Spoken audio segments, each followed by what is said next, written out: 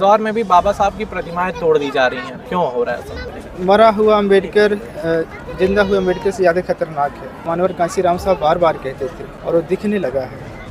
प्रतिमाएं तोड़ सकते हैं लेकिन विचारधारा नहीं तोड़ सकते हैं ना। भाजपा जैसी पार्टियां भी बाबा साहब का नाम ले रही हैं, दलित सम्मेलन करा रही हैं, तो इस पे आपकी क्या राय है? उन्हीं की कहावत है ना, मुँह में राम बगल में चूरी। हाँ। तो बीजेपी वाले कहते हैं, ब्राह्मणवादी लोग कहते हैं, तो बस उनकी कहावत उनको चरितार्थ है। फिलहाल हम मौजूद हैं अम्बेडकर पार्क लखनऊ में। हमारे साथ खास बातचीत करने के लिए चंदिमा जी हैं मौजूद, और इनसे हम बातचीत करेंगे अम्बेडकर जयंती पे ही, कुछ जानने की कोशिश करेंगे। तो आइए बात करें। भैया सबसे पहले तो बाबा साहब की जयंती की आप सबको मंगल कामनाएं, और आपका जो बहुजन पत्रकार चैनल है जी, उसके सारे दर्शकों को मैं जो बधाई देता हूँ। और आज बाबा साहब की 132वीं जयंती है। बाबा साहब की अनुयायी पूरे देश में है, पूरे दुनिया में है। आज पूरे दुनिया में एक जयंती उत्सव चल रहा है और ये बहुजन आंदोलन का बहुत बड़ा दिन है। और इस दिन पे बहुत हर्षोल्लास है पूरे दुनिया में। इस अवसर पर यही कहना है कि बाबा साहब डॉक्टर अम्बेडकर का जो विचारधारा है समता, स्वतंत्रता, न्याय और बंधुत्व का, वो आगे बढ़ना चाहिए, उसके लिए आगे आना चाहिए। अच्छा, मैंने यहाँ पे बहुत सारे लोगों से बातें की और बाबा साहब के बारे में जानने की कोशिश की थी, तो जो एक बड़ा तबका ये है कि वो बता नहीं पा रहा बाबा साहब के बारे में कुछ, बस नारे लगा के कह रहा है कि हो गया। हाँ, ये हमारे लिए चुनौती है। हाँ। और चुनौती इस बात के, जो जागरूक लोग हैं वो बाबा साहब से संबंधित जो साहित्य है वह लोगों तक पहुँचाएँ। और जगह जगह पर उत्सव जरूरी है, लेकिन उत्सव के साथ साथ संगोष्ठी जरूरी है, सम्मेलन जरूरी है। वो होंगे तो फिर लोग बाबा साहब को ज़्यादा अच्छे से समझ पाएंगे।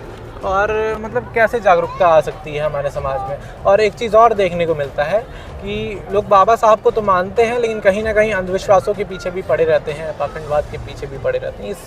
इन सब चीज़ों में कैसे जागरूकता आएगी? एक्चुअली अब स्थितियाँ बहुत बदल रही हैं। हाँ, हम लोग लगातार समाज में जा रहे हैं, समाज में काम कर रहे हैं। जो 10 साल पहले स्थिति थी वो अब नहीं रही है, और आने वाले 10 सालों के बाद जो अभी स्थिति वो नहीं रहेगी।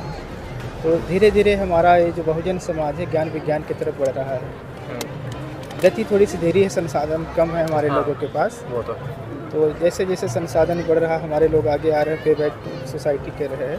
तो आने वाले 10 सालों में ये स्थितियाँ बदल जाएंगी और ये अम्बेडकर युग चल रहा है। देश में कोई भी सरकारें हो, देश में कोई भी संगठन हो, तो बाबा साहब को नकार नहीं सकता है। बाबा साहब की बैसाखी उसे चाहिए। तो बाबा साहब सबसे ज़्यादा पढ़े जाने वाले लोगों में से एक हैं। इस देश में कोई सबसे ज़्यादा पढ़ा जा रहा है तो बाबा साहब पढ़े जा रहे हैं। तो 10 साल के बाद इंतज़ार करना है और स्थितियाँ बदल जाएगी और हम लोगों को और तेज़ी से काम करना है स्थिति बदलने के लिए। अच्छा, फिलहाल ये भी देखने को मिल रहा है कि भाजपा जैसी पार्टियां भी बाबा साहब का नाम ले रही हैं, दलित सम्मेलन करा रही हैं, तो इस पे आपकी क्या राय है?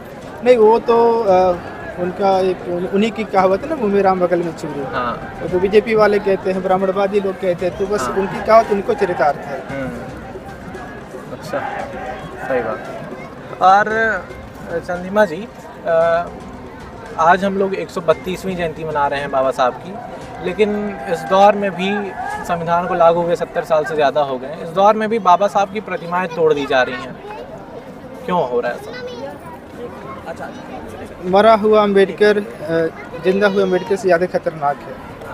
और ये मानवर कांशीराम साहब बार बार कहते थे और वो दिखने लगा है। और प्रतिमाएं तोड़ सकते हैं लेकिन विचारधारा नहीं तोड़ सकते हैं ना।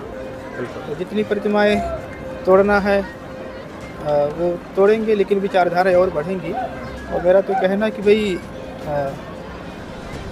महापुरुषों का सम्मान होना चाहिए। बाबा साहब राष्ट्र निर्माता हैं और बाबा साहब को पढ़ा जाना चाहिए। बाबा साहब को पढ़ करके देखें, और वो चाहे कोई भी समाज का व्यक्ति हो, अगर बाबा साहब को पढ़ लेता है, उनके राष्ट्र निर्माण में उनका जो योगदान उसको पढ़ लेता है, तो फिर बाबा साहब के कृतज्ञ हो जाएगा। तो फिर वो नहीं तोड़ेगा, फिर उसके हाथ काँप जाएंगे। वो नादान है, मूर्ख है, तभी ऐसे काम कर रहा है। ठीक है, बहुत शुक्रिया चंद्र।